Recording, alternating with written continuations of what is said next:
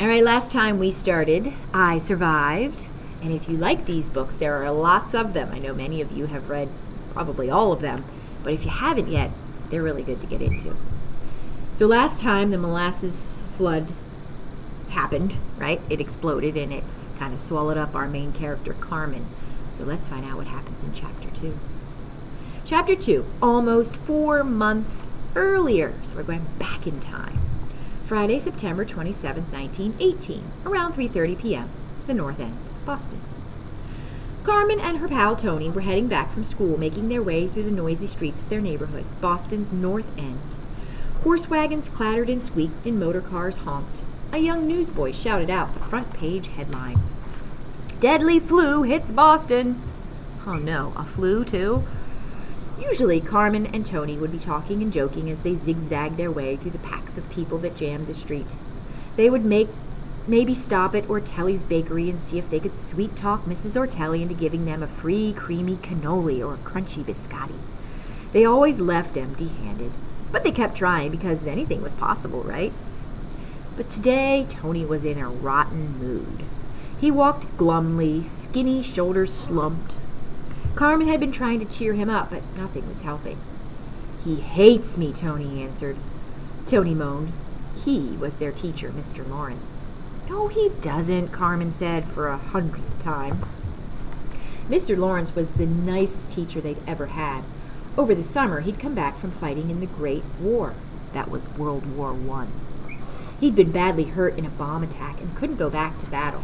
So he came home and took a job as a teacher. He had a bad limp, but he acted like it didn't bother him.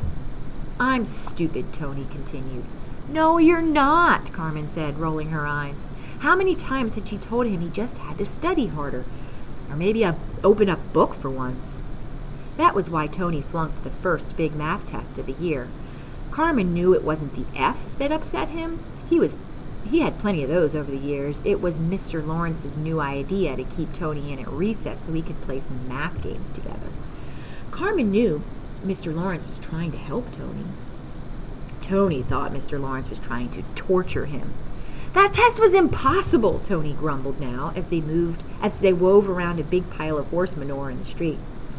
"Well," Carmen said. She had gotten 100, but she hadn't told Tony that. She carefully folded the test and slipped it into the pages of the book Mr. Lawrence had lent to her, The Wonderful Wizard of Oz. The book was about a girl named Dorothy who gets sucked into a tornado and dropped down in a strange land called Oz. Carmen couldn't wait to show the test to Papa. He'd pin her perfect test up on the wall with all the others. Then he'd pat her cheek. "This is why we came to America," he'd say. They'd come here 4 years ago from a little village in Italy. The village was a beautiful place where Mama and Papa's families had lived for hundreds of years. But in 1908, when Carmen was 2, a powerful earthquake struck the south of Italy. Entire cities turned to dust in the quake. Minutes later, gigantic tidal waves roared across the land. More than 100,000 people were killed. Wow, those are true events too.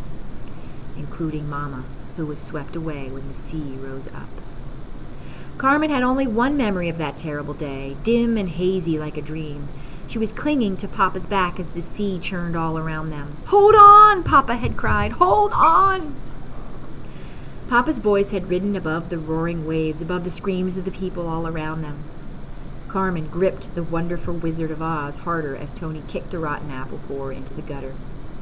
Papa never talked about the earthquake, but growing up in Italy, Carmen had heard the stories from her grandmother, Nonna.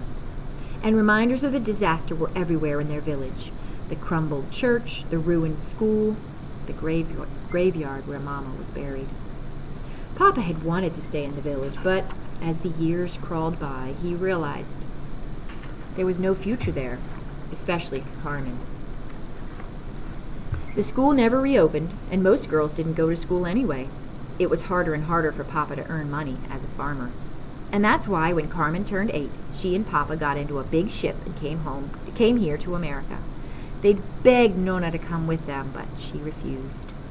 "Someone needs to stay and watch over this place," she told Carmen. That's what she called... Wait, let me try that again. "Someone needs to stay and watch over this place, Tesoro," she told Carmen. That's what she called Carmen, her treasure. Carmen hated leaving Nona, but she'd always been curious about the magical land across the Atlantic Ocean, L'America. Carmen had imagined golden streets, skyscrapers topped with rubies, wide open spaces where she and Papa would build their new life. Life would be much easier in L'America, she was sure. Carmen smiled to herself now, remembering how shocked she was when she and Papa first arrived here in the North End. She glanced around, flashing back to how all of this looked through her big 8-year-old eyes. The sagging buildings, the piles of trash, the dark alleys filled with howling dogs. She and Papa lived in an apartment so small there was barely enough room for the two of them, and the family of rats that refused to leave. What was Papa thinking? She'd written to Nona. We made a big mistake coming here. Picture of the streets. So this ties in too with our study of immigrants coming to America, right? They thought it was going to be wonderful, and sometimes it was, and sometimes it was still pretty bad. Why would anyone want to live in L'America? But Nona had written her back, telling her to be patient. Trees don't grow overnight, she'd said. Why was Nona writing about trees? Carmen had wondered. There were hardly any trees in the North End anyway. But soon Carmen understood what Nona meant. It took time to get used to a new place. Like trees, she and Papa slowly grew into their new lives in the North End. She missed Nona, of course, more and more even. And sometimes Carmen had to escape the crashing noises and crushing crowds. She'd find a quiet spot in her favorite park, close her eyes and pretend she was back in the village. She'd picture the Italian flag flapping in the town square with its stripes and shield. Sometimes she could practically smell the sweet Italian breezes, the mix of lemons and flowers and sea. But the North End was her home now. She loved school. There was always something new to see in this bustling city. And most of all, she loved their neighbors, Tony and his big noisy family. They lived in the apartment right above them. They'd welcomed Carmen and Papa from the start. Most nights, the delicious smells of Mrs. Grasso's cooking wafted under their door. And most nights, Mrs. Grasso sent one of the kids down to invite her and Papa to join them for heaping plates of pasta or bowls of garlicky soup with chichi beans. Carmen glanced over at Tony now, smiling to herself. He was more like a brother than a best friend. She hated seeing him so sad. But then she had an idea that would definitely cheer Tony up. Come on, she said, grabbing his arm. I'll race you to the molasses tank. So remember, this is happening 4 months before the explosion. What do you think is going to be her idea to cheer Tony up? We'll see you next time.